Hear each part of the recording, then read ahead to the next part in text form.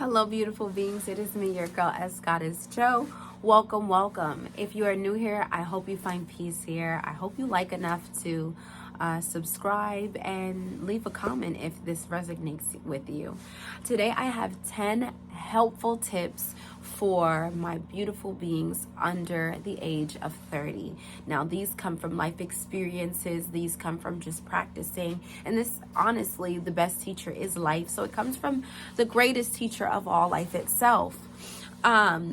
I wrote it down just so I can kind of remember my talking points. So let's just get into it. When you are in your 30s, there are some things that just aren't acceptable anymore. And we do not want to go into our life just not knowing these basic things, or we don't want to continue on making the same mistakes because we ultimately want to grow. Number one, I would say in your 20s, it's really big to be intentional. Live your life intentionally. Put yourself in positions where it may not always be the most comfortable, but it's, in life you're going to experience hurt, or you're going to experience new levels of your friendships. You're going to experience you know that later on in life you might want to experience having your own family. You might want to experience just seeing more of the world. And in your 20s, you really need to set that up so that your life can look exactly how you want it to look. Now, we know there's always bumps in the roads, but if you're more intentional about what you're doing in your 20s, then you have a higher probability to live the life of your dreams in your 30s and beyond. Now, 30s, you're still a baby, but I can speak from that perspective because here I am. I was very intentional more towards the end of my 20s. I want to say not end, but mid 20s. 24, I was very intentional about my life. I knew how I wanted my life to look, and I purposely put myself in situations where, I could have really gotten my heart broken, but I knew that, okay, I am my own case study. Let me figure it out. What that looks like is I did rotational dating. I went out more. I experienced like going to concerts on my own. Anything that didn't look like I wanted to include in my life, I didn't include. And I didn't necessarily care how that felt, or care how that came across, because I knew ultimately what I wanted my life to look like. And for people or things that didn't serve it, I just let it go. And, they say if it's meant, it'll come back. But at that time, I was definitely teaching myself how to really stand on my own by putting myself in those situations. I was never necessarily a very overtly sexy type of person, but I eventually became someone who exuded sexuality just due to me caring for my femininity. And for goddesses, that's very important. You have to explore that seed in order for that flower to grow. 2, listen to your elders. Now, I did say I lived life very intentional, but I also listened a lot to the advice of my mom. And even when I didn't, hindsight, I know that she was always just looking out for what was best for me. They're older and they're wiser. They've seen it before. They've done it before. They've lived through it. There's not much to harp on that. Just listen to your elders. Listen with a keen eye.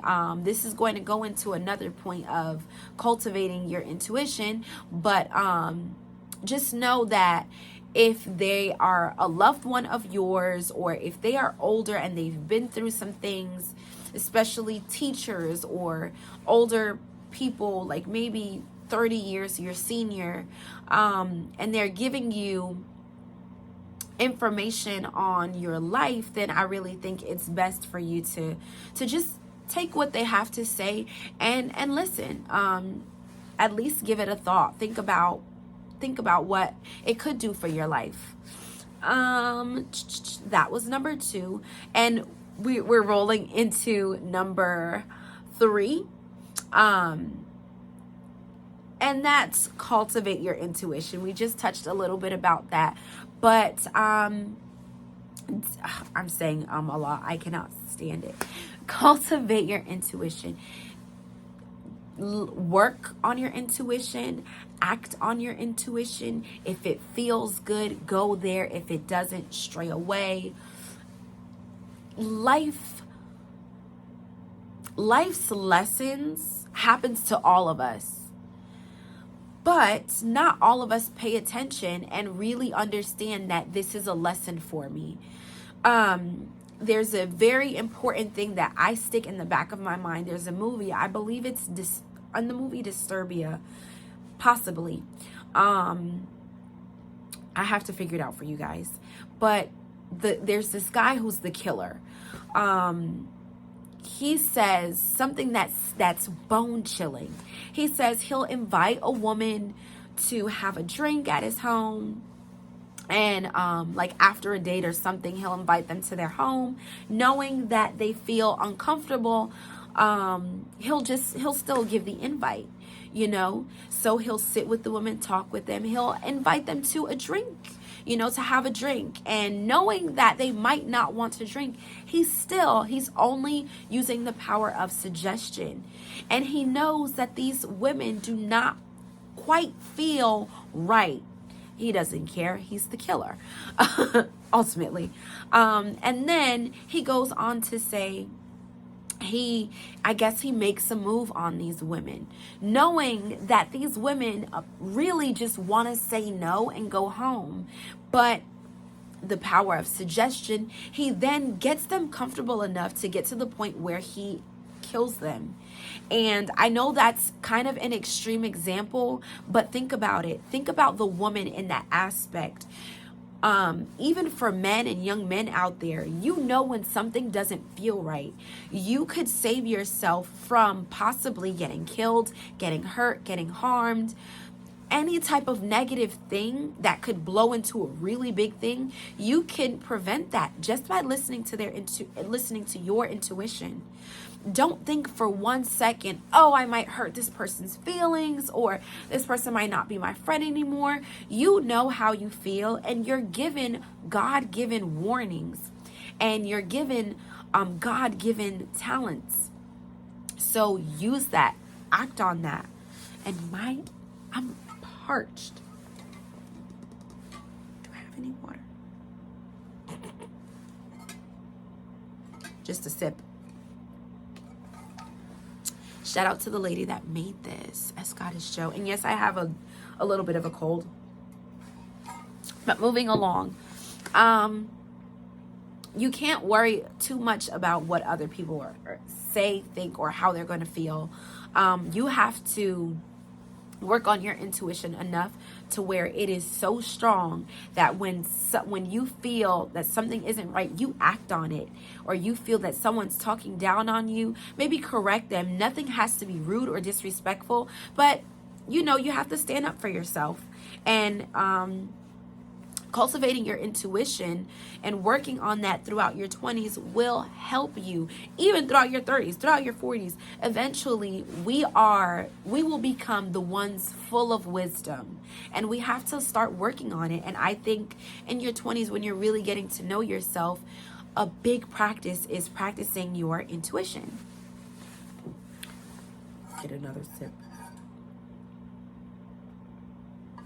4, set boundaries and respect boundaries. Boundaries.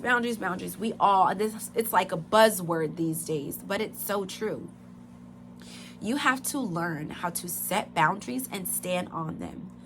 It doesn't matter what anyone has to say. If you love you, that's all that matters. If you set a boundary, let's just say you don't allow company coming over your home past 8 p.m.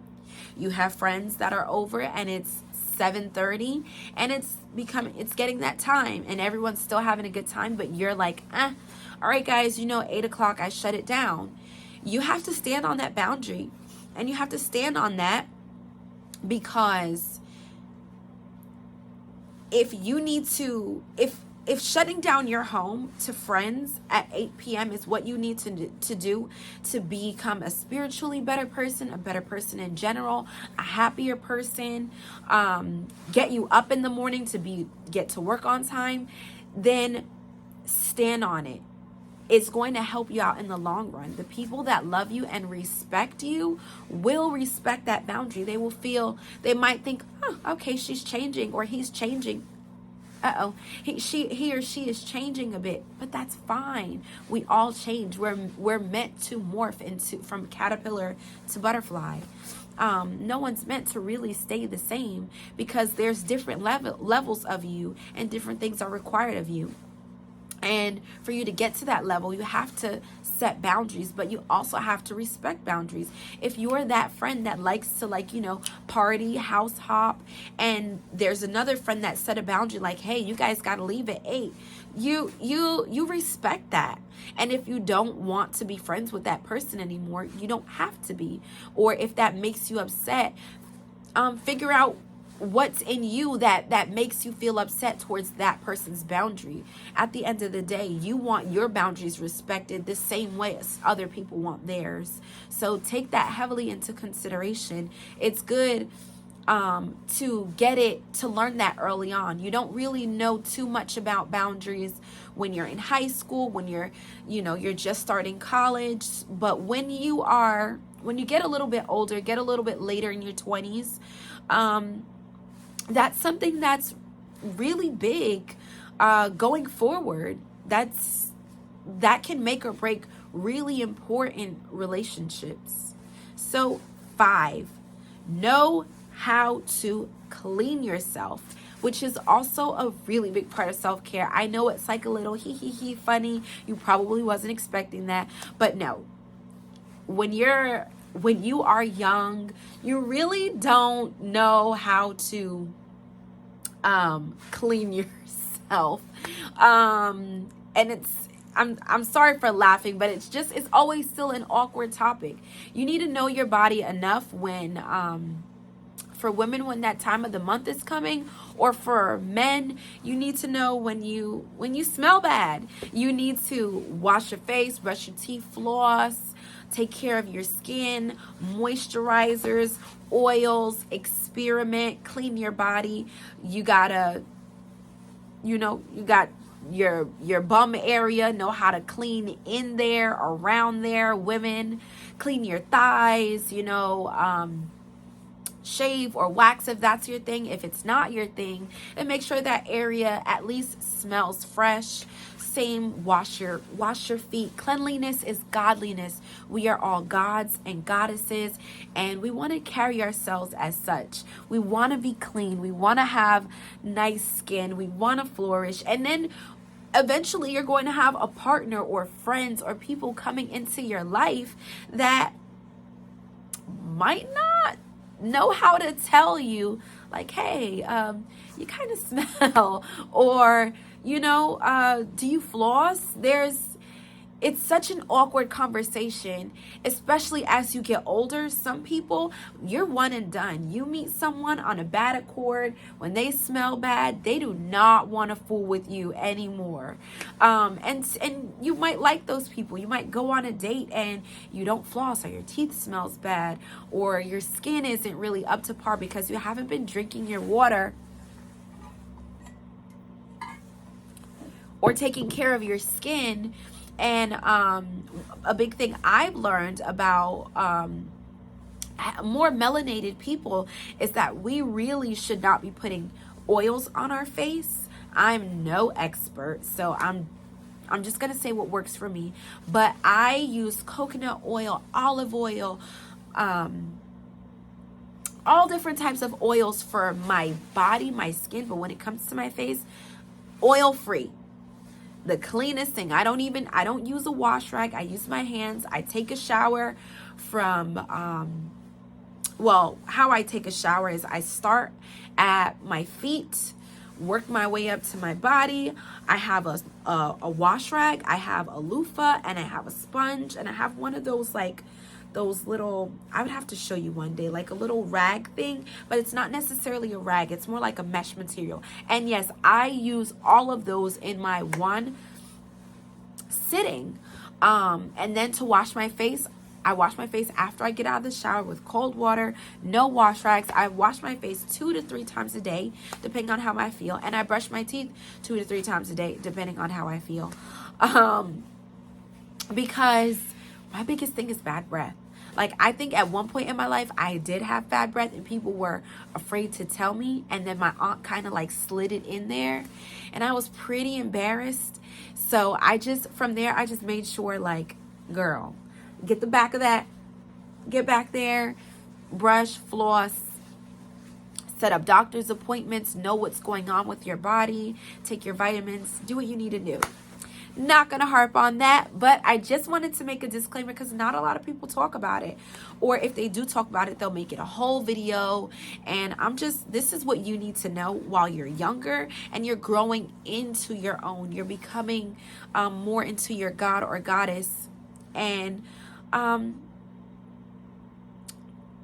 you have to, if in order for people to trust you, you have to do things for yourself. You have to be a trustworthy, I'm totally saying this wrong, but all in all I want to say is people won't trust you if you can't take care of yourself. So take care of yourself. 6, experience life. Take the trip. Oh my goodness, take the trip. Even if it's, in the next state, if it's driving an hour away from your home, take the trip. Live life, experience fine dining when you're younger. If you have the money to do that, take the class, take the course. That's all a part of life. Life is not, when I say experience life, it's not just like, oh, let's go to Bora Bora. Not everybody has money to do that. And I heard Bora Bora is actually quite boring. Sorry about that. But I heard that Bora Bora is, if you like to relax, Bora Bora is for you. But if not, if you like adventure, you might want to try something like a Cancun. But yeah, I'm not just talking about trips. I'm talking about take a wine course, which is going to lead us into the next one. But take a wine course. Take a budgeting class, experience actual life, take a tax course, because this is part of life. Living life is not all, it's not all about just only the luxuries. No, it's learning what life is about, because eventually you're going to be in a position to have to live life. And so when life comes at you and you, do I have that in here? And you don't know how to food shop for yourself, and you just, you spend $500 going food shop and you're just a single person, like, because no one ever taught you, or you never sat down to take the time to know what a budget is, know how to cook, know what to cook, know how to feed your soul, feed your mind, your body. Take time to learn that. Experience. Put yourself, again, be intentional and put yourself in actual life experiences. Next, that was experience life. Number 6. Number 7, know how to hold a convo. So with experiencing life, i.e. having hobbies, those things will teach you things that you don't learn at school or necessarily at work. And the workplace is so different these days from even when I started working. I'm not even old, but the workplace is totally different. And you need to know, experiencing life is going to allow you to learn things, and eventually you'll learn how to have a conversation or start a conversation, be a part of a conversation, network. uh, and do things of that nature. Pick up a book. You have to have some substance of yourself. When you're older, it's not going to fly if you have nothing to talk about. It's not going to fly if you don't know certain things. A lot of people try not to talk about politics or religion or spirituality. But if you find yourself, if you are a person that might want to, dabble in those areas, learn about those areas. Never jump into a conversation blind. You don't know anything that, what they're talking about. At least pick up on current events. You don't have to give your full opinion. You could just say, yeah, I actually heard about that. So knowing how to hold a conversation is very important. Look up other YouTube videos, really good YouTubers that will teach you how to hold a conversation. If you are someone who is really spiritual, dive into that aspect. So when you're around other spirituals, you either have something to offer or something to educate, because they can have something to offer and educate as well. This is fun, but I'm almost done. 8. Get out of your box. Get out of your bubble and learn to look at things from a different perspective.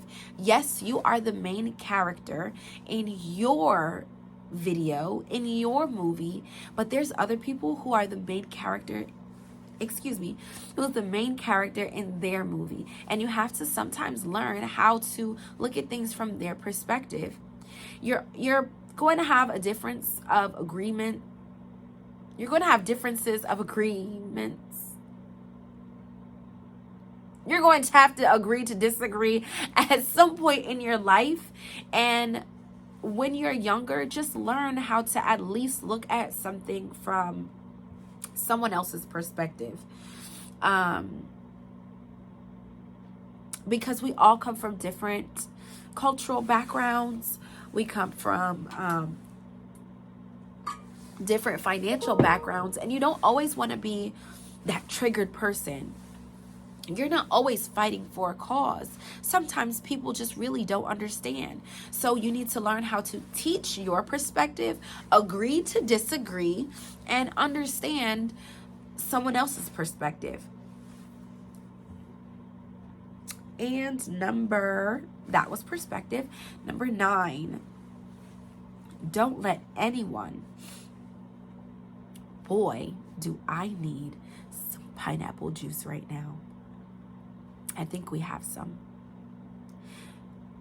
This cold is kicking my butt, but the video must push on. Don't let anyone tell you who you are. People, if you don't learn yourself, people have a tendency of telling you about yourself or telling you who you are. And you have the option to go with them and say, yeah, I am that person. I didn't know that about myself. Or you can say, you know what? That may be how you view me, but I'm not that person. Don't let anyone tell you who you are. Learn yourself enough to know that you know yourself the best. What you like sexually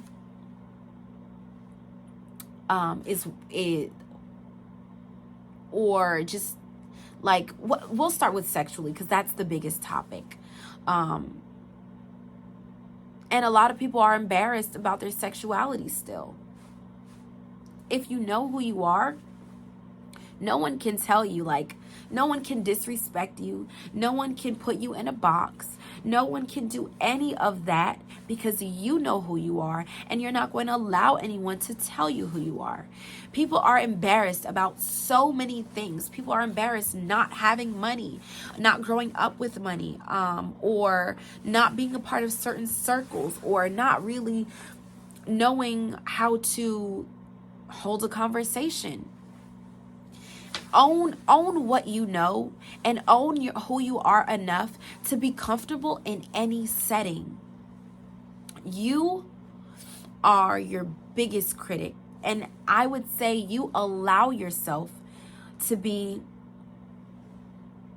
whoever you're going to be. And love yourself enough to know that if someone is attacking who you are, that's just a problem with them. Oh, if you are a part of I'll use church for example, and people look down on people in your church, look down on gay people. I apologize. I'm not trying to offend anyone. If people at your church are looking down on you because you're gay, just know and love yourself to own that. I am who I am. I'm not hiding who I am. Either you accept it or you don't, or I act accordingly. And you're going to treat me with respect because I treat me with respect. You're not going to tell me I am this type of person. I'm going here because of my sexual preference. There's so many other beautiful things that I have going for myself. And you decide to harp on that one small aspect. That shows me how big your brain is. But yeah, come have a cute comeback. And then number 10. So my camera cut off at number 10, but we're gonna kind of simmer down with this one. And it's basically know how to clean and have a livable space. I know we've talked about cleaning yourself, but now we're talking about cleaning your area. Later on in life, I'm sure you're going to eventually share your domain or share your space with someone. Not even if it's like, if you're living with someone in a relationship or a partnership, not even like that. Just having company over. You want to know how to have a presentable home, how to make your home smell well. You really want to have just a really clean and cozy living situation. Even if you are still living with your parents, make sure your room's clean, make sure your clothes are washed, you help clean the bathroom, you know how to wash a dish. Just work on those things, because that goes into everything as well, especially the last tip where you don't want anyone to tell you about yourself. Okay, yeah, I'm a messy person. You never, ever, ever want anyone to say, oh, you're a messy person. You're so nasty. I know, that's like your heart being ripped out of your chest. You do not want to have that conversation with someone. And if someone is just cleaner than you, or more organized or more OCD than you are, okay, cool. You can have that. I know that about myself. You're OCD. I'm not. Chill out. But you at least want to know how to clean. You want to know, not even just you want to know how to clean. You want to live a clean life. I always talk about cleanliness is godliness on my Botanica website, on my Botanica Instagram. And I truly believe that. This is a little crazy because this is my work table and I make candles here, and my workspace is somewhat a bit of a jumble sometimes, but that's only because I'm getting work done. And then at the end of the day, I clean it up. But you want to really have a good representation of yourself in your home. You never want your home to smell bad. You never want to invite people over and have them uncomfortable. And if you are just some messy kind of person, and you're comfortable with that, don't invite people to your house. And let people know that. Live your life unapologetically. You never invite us to your home. Yeah, I'm kind of a messy person, and I don't want to be judged for it, and I don't want to clean up. And people can take that and run with it wherever they want to, but you know who you are, and you had the conversation, and it is what it is. But these are, again, just things that I've experienced, I've learned, tips that I want to, not just tips, but things that I wanted to pass along. to the younger generation, to people coming at really just, if you're in your 20s, your early to mid 20s, and you're moving into your 30s, because a lot of things just aren't acceptable anymore. And when you're 30 and beyond, and a lot of the things on that list, not respecting people's boundaries and not knowing how to clean yourself or your home, and not knowing how to hold a conversation if you want to be a part of a conversation, those are things that just aren't acceptable anymore. And I'll give you a bonus: not knowing how to make a decision. It's just not, those things are just not really, it's a little bit, it seems immature if you do not know these things. And a lot of people don't want to be bothered because they're moving into the next level of their life, and they're cutting people off. And if you want to be along with them on that journey, then shape up. So this is a message from your big spiritual sister, Joe. Just to, let's work on some things, and it's only up from here. And if you need to look at this video again and again and again, do so. Much love, peace, blessings, and abundance. I hope you enjoyed this video. Toodaloo.